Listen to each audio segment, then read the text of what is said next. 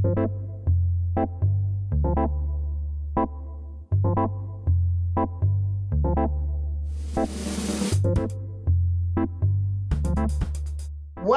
to today's program, and thank you for joining us.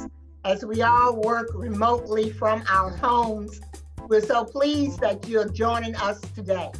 And of course, I'm C. Virginia Fields, former Manhattan Borough President and current President and CEO of the National Black Leadership Commission on Health, formerly known as the National Black Leadership Commission on AIDS, where we continue to further our mission of advocacy and empowerment to include 8 key areas of disparities in the Black community: HIV/AIDS, hepatitis C, cardiovascular disease, breast cancer, prostate cancer, sickle cell, diabetes, and mental health.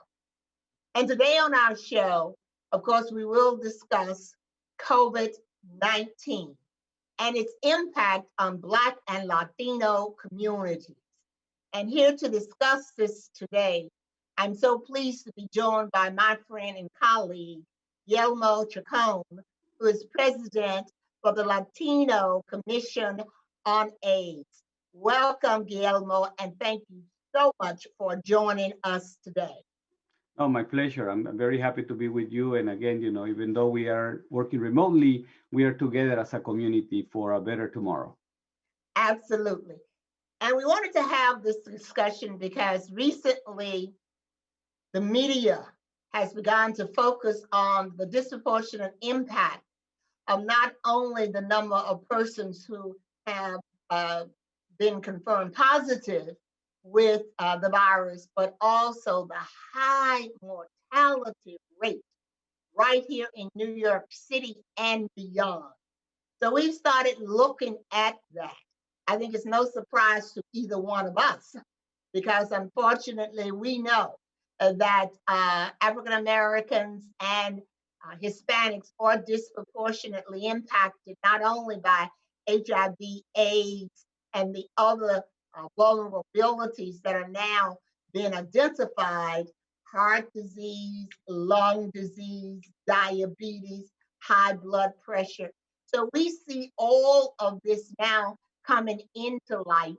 And I'm so pleased that earlier you and I sent a letter to Mayor de Blasio commending him on his steps already taken with respect to expanded testing and some communication. But we know more needs to be done. So I'm just going to ask you to talk about what you're seeing and some of what you're doing, and I'll speak some about what we're doing, and then we can talk about what we need to do expanded.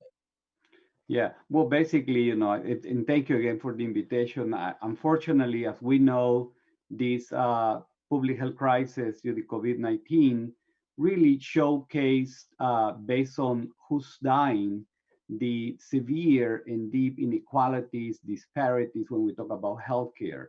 Every single health indicator among Black, Latinos, Asians, and other minorities in our city, I think, are naked, for the whole wide world to know that the highest cause look very Black, very Latino when we talk about who's dying due to COVID-19. And again, to the audience, I truly believe that the Latino Commission on AIDS, in our parent nonprofit Hispanic Health Network, we have joined forces to work with other networks such as the New York Immigration Coalition, the Hispanic Federation, the COVID-19 working group that is a multiracial also space that both Virginia and myself are part of, are crafting strategies to better respond to to address the impact of this pandemic. And one of the things that we're doing is trying to diversify the digital and virtual engagement with our community, because the needs are very, very severe in our case in particular, but across all communities. We have a giant segment of undocumented folks that also are in great need. And then how we continue to be visible, how we engage through media, through digital, to virtual spaces and telehealth, I think are the challenges that we have to provide services to our communities. No, you're absolutely right. And I'm glad that we are not only working together, but we've expanded our involvement through the COVID-19 working group, which actually started here in New York City because we have so many leaders who were active in the early days of the AIDS, and they saw what happened, and with no response, what could happen. And of course, we saw too many deaths during that early phase. And many of these same people are part of ACTA. And we're very pleased about that. Then as we look closer again at the Black and Latino communities, to see the numbers, one of the things that we think are important and wanted to discuss is that I think it was about 2 weeks ago that one of the newspapers or several of them posted the zip codes that shows the highest rates of transmission, hospitalizations, as well as mortality rates. So one of the things that perhaps should be done right now is to increase testing in those zip codes because we know the rates are high.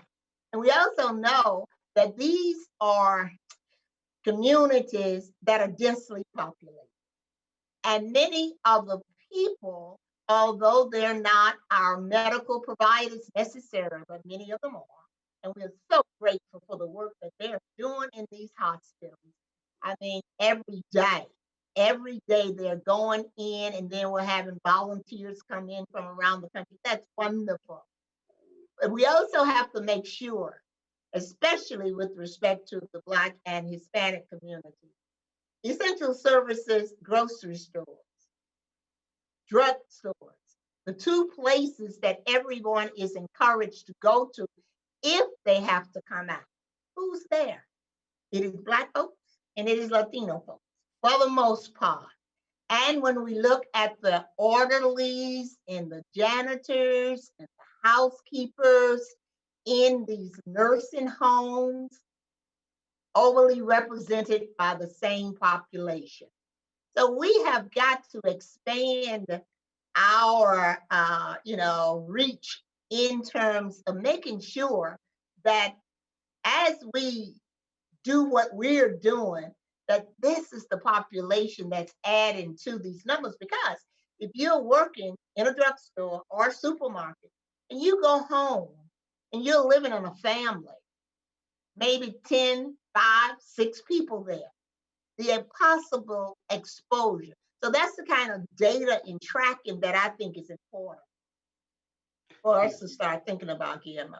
No, I agree with you, and thank you for reminding anybody that is watching this program that they know that when you see all the essential pieces of the service industry are heavily represented, and the also municipal workers like DC 37. We know that a lot of workers already died due to this the COVID-19, and when you look different industries, it's heavily Black and Latino, as you were saying, Virginia. But and the other piece that we need to remind that unfortunately, since day one at the federal level, the failure was to really put together a comprehensive plan.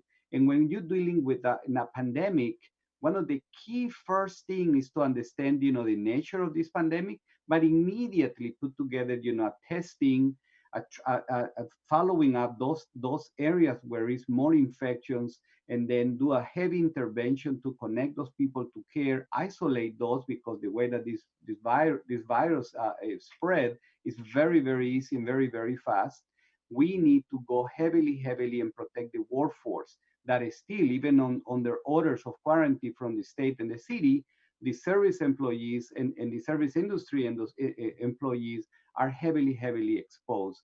And again, when you were describing about who is in the and all these, even hospitals, all the support staff, and again, kudos to the nurses, the doctors, the PAs, the MPs, the nurses practitioners, etc.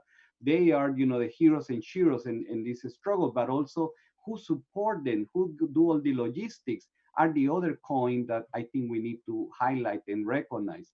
And Black and Latino communities throughout the city, along with other minorities, are again, in paying the highest price, equal as those, vulnerable populations with immune systems compromised, and also, folks that are older. But we know that across ages, this virus is doing, horrible damage to our communities. And again, I'll have to say, if we do not raise our voices on this, we will not be heard. Correct. Not to say that the people at the table don't care, but I think history has shown us when we're not at the table and our voices are not heard or amplified, we do not get the attention, we do not get the resources. So that's why I'm so pleased that we're working together and expanding our involvement with other groups who are also actively engaged in looking at this issue. Also, I think another area, and this is, I know, a part of the COVID-19 group here in the city. Well, it started locally, but now it's expanded. Incarcerated populations, homeless shelters. I recently heard that here, even in New York, that persons who were living in congregate shelters or family shelters, and they became infected with the virus and went to the hospital, was placed in the hospital, whatever. Upon release, they go back into the shelters or they go back into the family center. And now this is just what I heard. I have no form knowledge on it, but there have been several reported deaths in one of those shelters or so as a result of the spread. Those are the things that we know government can't do it all. And I think we've all been there. And as a former elected official, I accept that and I recognize that. And when I speak before government officials now, I always tell them, you should give nonprofits whatever they ask for. Hold us accountable, but give us whatever we ask for because of the work that nonprofits do. So in this particular case, I think it's important for government, certainly locally, state, and otherwise, to partner with nonprofits so that we bring to the table different ideas, different experiences of working in our own communities and expanded networks. And I'd like to see more of that actually as we move forward too, Guillermo. Yeah, no, I agree, Virginia. And, I think we're very blessed to have also a New York City Council that is very diverse. You and I, we were very close, with Chair Levine, the chair of the Health Committee, Chair Carlina Rivera of the hospitals, our Speaker Johnson, and all the citywide elected officials. But I always remind folks what you just described. The nonprofit sector is the extra loan that allowed, city government to breathe better because, we're in the evenings, we're in the weekends doing work that many times the Department of Health, and other providers are not able to deliver services in evening hours and weekend hours. That's one piece. But the other piece is the intelligence as a community that we have, that we truly believe that we are able to manage and to direct people to networks and services that sometimes people do not have access to. And I think that's crucial. And I think that speaks too to a special group that we both work with, and that's the faith-based organizations. Of course, we receive funding through the city council to work with faith-based organizations, and we're very appreciative of that. This is a good time now to bring them into the fold. And quite frankly, we've had a few suggestions from a couple of our faith-based organizations who indicated they would be willing to set up a tent in their parking lot, which, separate, of course, from the church, even though people are not going into the church. But if a tent was set up in a parking lot, especially in some of these zip codes with high numbers already, and the city assigned the appropriate the healthcare workers to cover that and to do the testing, that could scale up testing significantly rather than just saying going into the public hospitals or the community healthcare centers. So all of these are the things that, I think we're already doing, we're talking about, but that, to being able to share this with our viewers about the possibilities and the needs that exist. No, I think, again, I always remind folks that both in Black and Latino Commission on AIDS, uh, we have been working with faith-based communities who are those institutions and the neighborhood that are trusted by our communities. And even though, as you were saying, that right now, following, the shelter the executive orders of the governor and the mayor and the social distancing, the space, the infrastructure is there. And I think it's how we maximize testing until we don't improve and federally, but starting by city and county by county and state by state and territory by territory, if we don't do testing, we will not know exactly how to contain and how to manage the impact of COVID-19. Because right now, if you notice, even folks that are asked not to go to hospital because sometimes it's not the best way to manage your situation, we still have a huge deficit on testing. And I think faith-based communities and ethnic media and mainstream media and social media is right now the new superhighway to connect communities. And the nonprofit sector as the facilitator, as the great convener to fulfill that, huge deficit and a comprehensive public health strategy that I believe is still, one of the biggest problems that we have. And in media right now, everybody's talking about that testing is the huge deficit because we know that we are some clinical trials for treatment underway, but that take months. And for a vaccine, they're talking about 15 to 18 months. They're talking about December 2021. And for that reason, for now, I think the smartest thing to do is to combine those initiatives. And again, bringing trusted community partners as faith-based are, among others, is the way to go.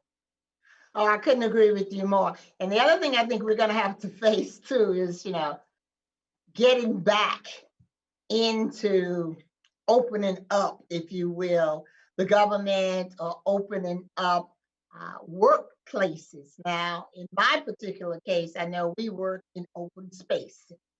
We have workstations. We have a couple of offices where I have an office and two or three other members of management have offices. Then others work at workstations, and they're certainly not 6 feet apart because it was all designed and it was specifically built in order to increase and encourage communication as one did their work. So we're challenged by that. Now, I know my office, we closed our actually going to office on March the 13th. And we've been working remotely since then. And I'll have to say it has worked extremely well in terms of check-ins, reporting, and staff meetings. I've been conducting all staff meetings every Tuesday morning at 10:30. So it's given us a chance to stay on top of a lot of the work, as well as trying to write grants, because we've got to keep going and none of that stops during this period also.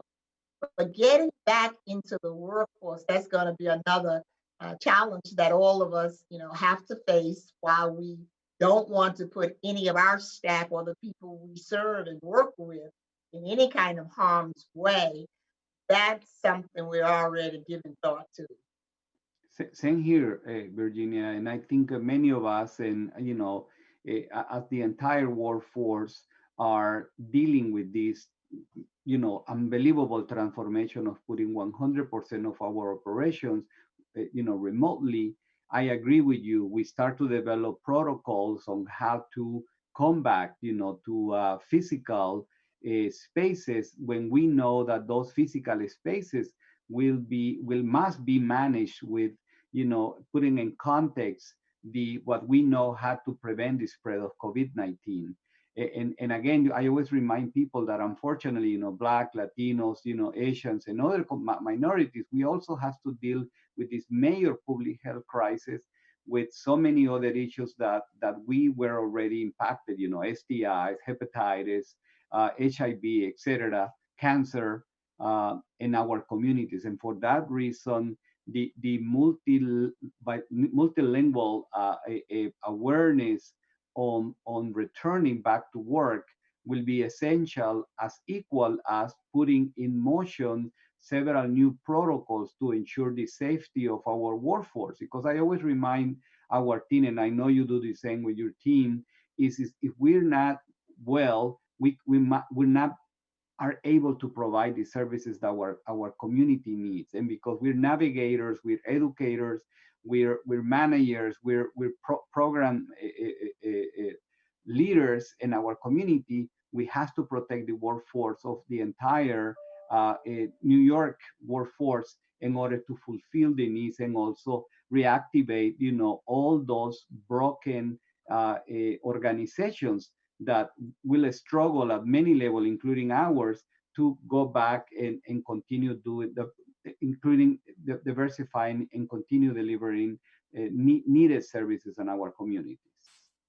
You're absolutely right. Now, for the few minutes that we have remaining, we haven't touched upon this at all, and that is the education of our children.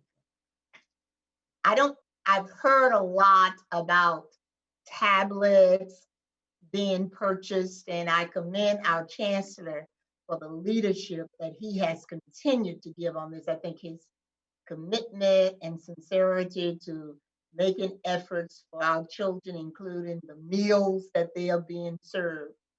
But in a city with 1.2 or whatever million school children, many of them, again, in our communities do not have tablets.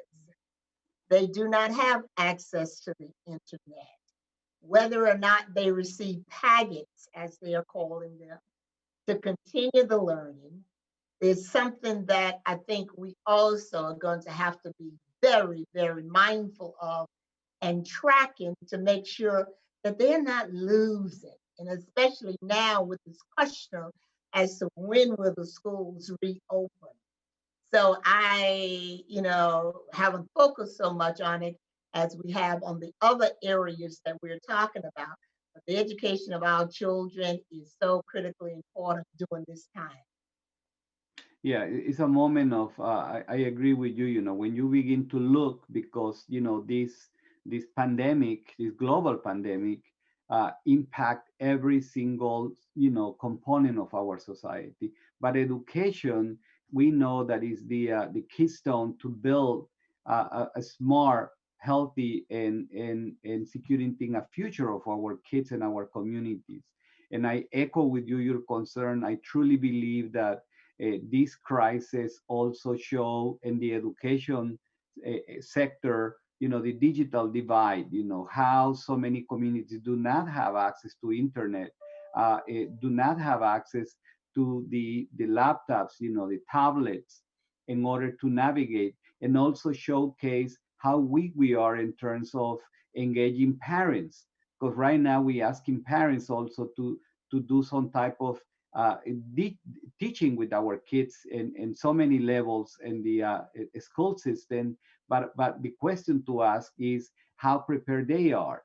And I believe that all those gaps, and I know there's huge, they're giant, and we trust our leaderships that they will reinvent. The innovation is needed, and also how important is the private sector also to join and invest in closing the digital gap. Why? Because we're talking about the future, and we are. And I always remind people, New York has been hard hit so hard by this pandemic, but at the same time, because how we are as a New Yorkers, I have faith that we will be able to rebound and dealing with all those giant gaps and problems that this pandemic is showing, not only to us, but also to the entire country and the world. And I'm with you on that faith question. It is my faith that gets me through this every day. My faith helps me to know that God's got it and we just have to do our part. So in these last few moments that we have together, Guillermo, and I'm just so grateful that you've been able to join me for this, but we really raised critical issues: health disparities, education disparities, unemployment issues going to be huge as we move forward with respect to people who have lost jobs, underemployed, not employed at all at the very beginning. And for the work that we do, I think we both agree, working in partnership, public, private, the corporate sector, everybody really working together, we have a good chance, an excellent chance of coming through this. You know, we are going to experience losses, and we certainly do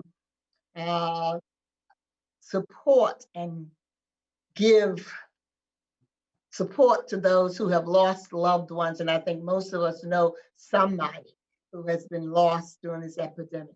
So we really, you know, pray for their strength and their peace as they go through all of this. But as we move forward, this is the time. This is our time. So in a last minute, are there any last minute words that you'd like to say or that we haven't covered? I think we've covered a lot, and this has been painful but necessary discussion. Just my deepest condolence. What you were saying, the human cause of this pandemic is deep, and also, you know, to remind that good intentions are not enough. You know, coming back to work will require a new strategy, innovation, but you know, the power of working together will make the difference. Thank you, Virginia. So I'd like to thank Guillermo Chacón for joining us today and reminding everyone to please also take the census, because the census is what will bring resources into our communities for all of the matters that we have been discussing. So for more information about our organization, you may visit ndlch.org, and the Manhattan Neighborhood Network brings these programs to you to better inform you, the viewer, about the important topics that impact your health and well-being. So please let your family and friends know about this program. And again, I'm C. Virginia Fields, and hope you'll tune in next time for Health Action TV right here on Manhattan Neighborhood Network. Thank you, Guillermo. My pleasure.